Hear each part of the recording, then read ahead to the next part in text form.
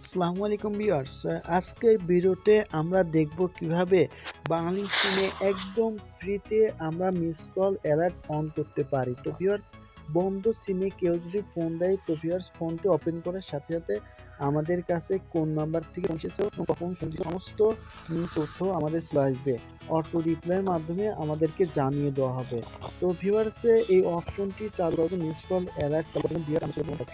Dial অপশনে আসার পরে ভিউয়ার্স আমরা এখান থেকে ডায়াল করব *22622#। তারপর আমার যে বাংলালিংকটি সিমটি আছে, তো আমি সেই বাংলালিংক সিমে ডায়াল করব।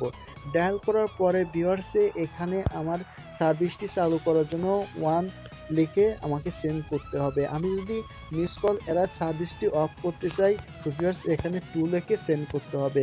আমি যেহেতু মিস কল অ্যালার্টটি সার্ভিসটি অন করব তো ভিউয়ার্স আমি এখান থেকে 1 লিখে সেন্ড করব।